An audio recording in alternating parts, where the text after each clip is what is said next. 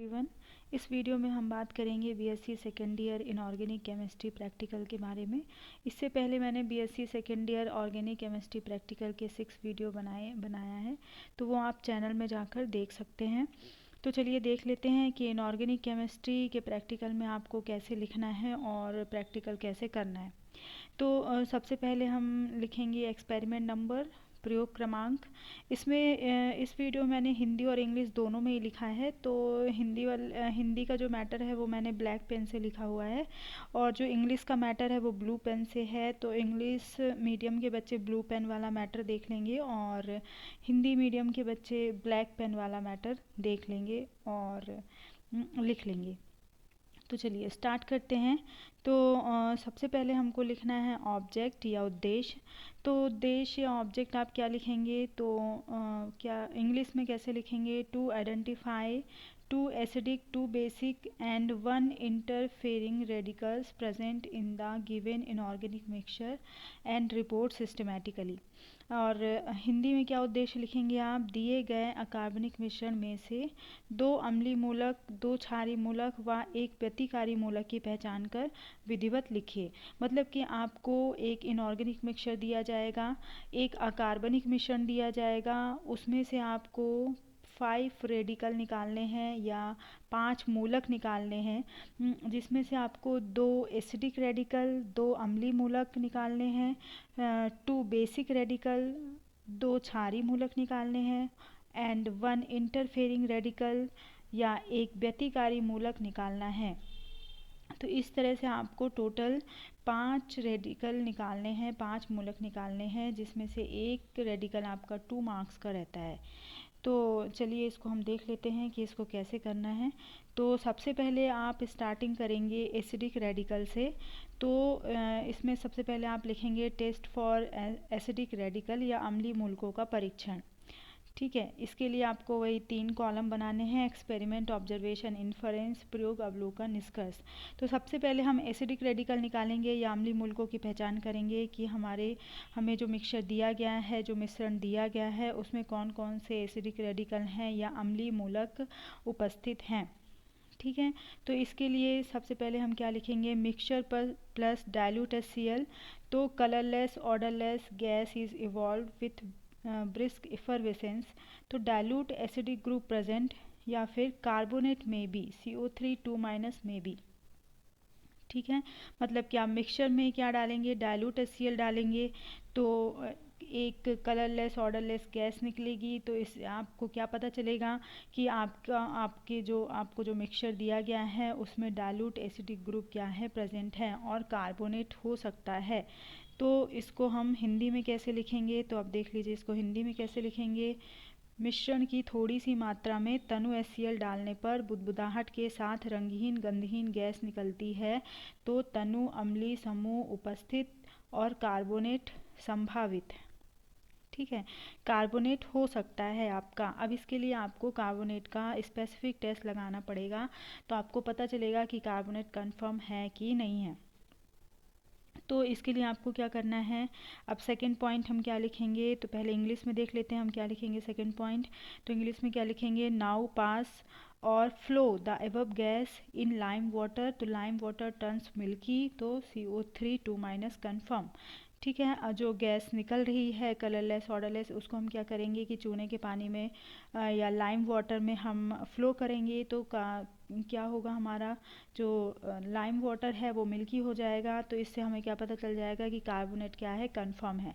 अब इसको हिंदी में कैसे लिखेंगे? हिंदी का सेकंड पॉइंट, उपरोक्त गैस को चूने के पानी में प्रवाहित करने पर चूने का पानी दूधिया हो जाता है।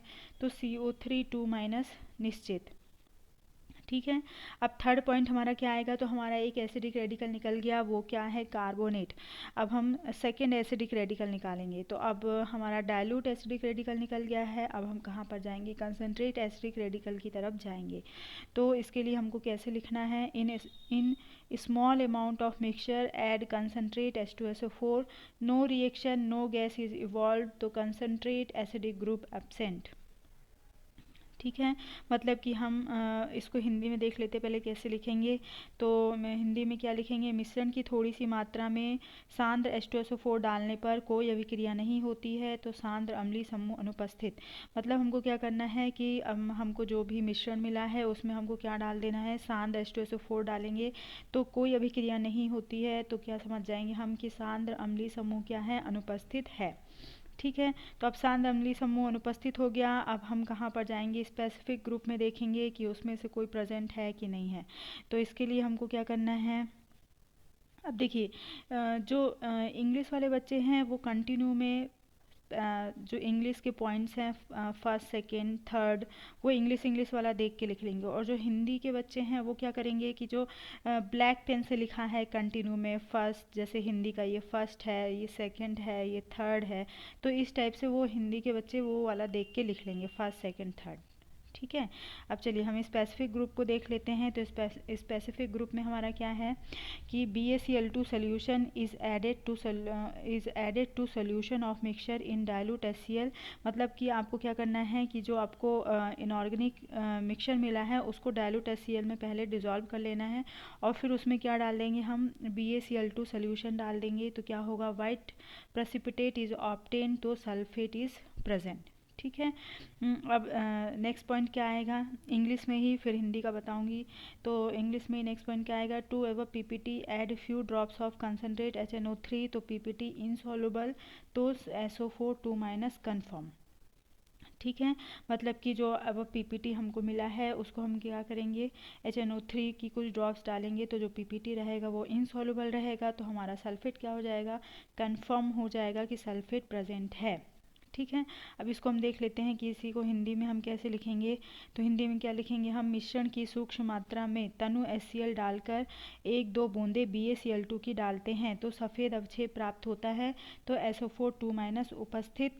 फिर नेक्स्ट पॉइंट इसका क्या आएगा, उपरोक्त अवक्षेप में 1-2 बूंदे सांद्र HNO3 की डालते हैं तो अवक्षेप क्या रहता है, अघुलनशील रहता है, तो SO4 2- क्या हो गया, निश्चित हो गया। तो इस तरह से हमारे दो अम्लीय मूलक या 2 एसिडिक रेडिकल निकल गए हैं, कौन कौन से, कार्बोनेट और सल्फेट। ठीक है, अब हम नेक्स्ट स्टेप में क्या करेंगे कि इंटरफेरिंग रेडिकल की पहचान करेंगे कि कौन सा इंटरफेरिंग रेडिकल हमारे मिक्सचर में मिला हुआ है। और इसको इंटरफेरिंग रेडिकल को हिंदी में क्या बोलते हैं, तो व्यतिकारी मूलक का परीक्षण हम करेंगे कि इसमें कौन सा व्यतिकारी मूलक मिला हुआ है। तो इसी के लिए 3 कॉलम बनाना है आपको, तो देख लीजिए इसको कैसे लिखेंगे हम, small amount of mixture plus 1 ml concentrate H2SO4 plus 4 ml ethyl alcohol are heated in a dry test tube, a burning paper is brought at the mouth of the test tube. है ना, मतलब कि आपको क्या करना है कि एक ड्राई टेस्ट ट्यूब लेनी है, उसमें आप क्या करेंगे कि थोड़ा सा मिक्सचर लेंगे, उसमें 1 ml कंसनट्रेट H2SO4 डालेंगे और 4 ml इथाइल अल्कोहल डालेंगे और क्या करेंगे, और उसकी टेस्ट ट्यूब की माउथ पर क्या करेंगे, एक बर्निंग पेपर लेकर जाएंगे तो आपको ग्रीनिश कलर की फ्लेम दिखाई देगी, तो आपका क्या प्रेजेंट है, बोरेट प्रेजेंट है। ठीक है, अब इसका हिंदी में हम कैसे लिखेंगे तो वो देख लेते हैं। तो हिंदी में हम कैसे लिखेंगे, एक शुष्क परख नली में थोड़े से मिश्रण में 1 ml सांद्र H2SO4 व 4 ml इथाइल अल्कोहल मिलाकर गर्म करते हैं और परखनली के मुंह पर जलता हुआ कागज ले जाते हैं तो क्या होगा, हरे रंग के किनारों वाली ज्वाला उत्पन्न होती है, तो बोरेट उपस्थित। तो इस तरह से हमारा जो इंटरफेरिंग रेडिकल है या व्यतिकारी मूलक है तो उसमें हमारा क्या निकल गया है, बोरेट निकल गया है। ठीक है, तो एक हमारा व्यतिकारी मूलक निकल गया है, इंटरफेरिंग रेडिकल निकल गया है। अब हम नेक्स्ट स्टेप में क्या करेंगे कि टेस्ट फॉर बेसिक रेडिकल, अब हम क्षारीय मूलकों का परीक्षण करेंगे। तो क्षारीय मूलकों के परीक्षण के लिए अब हमको देखना है कि हमारे जो हमें मिश्रण दिया गया है उसमें कौन कौन से बेसिक रेडिकल या क्षारीय मूलक उपस्थित हैं। तो इसके लिए आपको फिर से वैसे 3 कॉलम बना लेने हैं और आपको 0 ग्रुप से स्टार्ट करना है, शून्य समूह से स्टार्ट करना है। ठीक है, तो इसको हम लिखते हैं, in small amount of mixture add 1 ml of NaOH solution and heat it gently, तो क्या होगा, smell of ammonia gas is evolved, तो 0 group present। ठीक है। अमोनियम में भी NH4 प्लस अमोनियम में भी 0 ग्रुप में अपना क्या आता है, अमोनियम। तो NH4 प्लस क्या है, हो सकता है अगर आप अपने मिक्सचर में NaOH डालकर उसको गर्म करते हैं तो आपको अमोनिया की स्मेल आती है, तो मतलब कि इसमें अमोनियम हो सकता है। अब हम क्या करेंगे, इसका कन्फर्मेटी टेस्ट लगाएंगे। तो इसके लिए हमको क्या करना है, to this solution add few drops of Nessler's reagent, तो red brown PPT is obtain, तो अमोनियम कन्फर्म। आप उसमें नेशनल रिएजेंट डालेंगे तो आपको रेड ब्राउन पीपीटी मिलेगा, तो आपका अमोनियम क्या हो जाएगा, कंफर्म हो जाएगा। अब इसको हम हिंदी में कैसे लिखेंगे, तो हिंदी में देख लेते हैं। मिश्रण की थोड़ी सी मात्रा में 1 ml NaOH डालकर गर्म करते हैं तो अमोनिया की गंध आती है, तो शून्य समूह उपस्थित, अमोनियम संभावित। ठीक है। अब नेक्स्ट पॉइंट इसका क्या लिखेंगे, उपरोक्त विलयन में कुछ बूंदे नेशनल अभिकर्मक की डालने पर लाल भूरा अवक्षेप प्राप्त होता है, तो अमोनियम निश्चित हो गया कि इसमें अमोनियम क्या है, प्रेजेंट है। तो इस तरह से आपका एक बेसिक रेडिकल निकल गया जो क्या है, अमोनियम है। अब हम नेक्स्ट की तरफ जाएंगे। अब हम फर्स्ट ग्रुप का टेस्ट लगाएंगे सेकेंड बेसिक रेडिकल निकालने के लिए। तो इसमें आपको क्या करना है कि इन small amount of mixture add dilute HCl। ठीक है, आपको आपने थोड़ा सा मिक्सचर लेना है और उसमें डाइल्यूट HCl आप डालेंगे तो नो रिएक्शन, कोई रिएक्शन नहीं होती है, तो फर्स्ट ग्रुप क्या है आपका, एब्सेंट है। फिर आपको क्या करना है, हाँ इसको हिंदी में क्या लिखेंगे, मिश्रण की थोड़ी सी मात्रा में तनु HCl मिलाने पर कोई अभिक्रिया नहीं होती है, तो प्रथम समूह अनुपस्थित है। ठीक है, अगर कोई अभिक्रिया हो जाती है, आपके यहाँ पर कोई भी गैस निकल रही है, कोई अभी प्रेसिपिटेट मिल रहा है आपको, तो आपका क्या हो जाएगा, प्रथम समूह उपस्थित हो जाएगा, फर्स्ट ग्रुप प्रेजेंट हो जाएगा। पर यहाँ पर अभी कोई भी रिएक्शन नहीं होती है, तो हमारा फर्स्ट ग्रुप क्या है, एब्सेंट है। अब हम सेकेंड ग्रुप का टेस्ट लगाएंगे। तो सेकेंड ग्रुप के लिए हमको क्या करना है कि in above solution pass H2S gas, no reaction, second group absent. आपको क्या करना है कि जो एवब सोल्यूशन है अपना, उसमें क्या करेंगे आप, H2S गैस पास करेंगे। मतलब ये जो ऊपर वाला सोल्यूशन आपने बनाया था ना मिक्सचर, और उसमें क्या डाला था, डाइल्यूट HCl डाला था। ठीक है, तो ये ऊपर वाले सोल्यूशन में ही आपको क्या करना है, H2S गैस पास करना है। अगर कोई रिएक्शन नहीं होती है तो आपका सेकेंड ग्रुप भी क्या है, एब्सेंट है। अगर यहाँ पर रिएक्शन हो जाती है तो आपका सेकेंड ग्रुप क्या हो जाएगा, फिर प्रेजेंट हो जाएगा। ठीक है, पर यहाँ पर कोई रिएक्शन नहीं हो रही है तो सेकेंड ग्रुप क्या एब्सेंट है। और इसको हिंदी में क्या लिखेंगे, उपरोक्त विलयन में H2S गैस प्रवाहित करने पर कोई अभिक्रिया नहीं होती है, तो द्वितीय समूह क्या है, अनुपस्थित है। अब यहाँ पर सेकेंड ग्रुप के बाद या द्वितीय समूह के बाद आपको क्या करना है, यहाँ पर द्वितीय समूह के बाद आपको क्या करना है, रिमूवल ऑफ इंटरफेरिंग रेडिकल। जो इंटरफेरिंग रेडिकल है उसका रिमूवल करना है आपको, मतलब कि व्यतिकारी मूलक का निष्कासन करना है, उसको निकालना है। ठीक है, तभी हमारे क्या आ पाएंगे, थर्ड ग्रुप के जो रेडिकल हैं, थर्ड फोर्थ ग्रुप के, वो हमारे पता चल पाएंगे। तो इसका हमको क्या करना पड़ेगा, रिमूवल।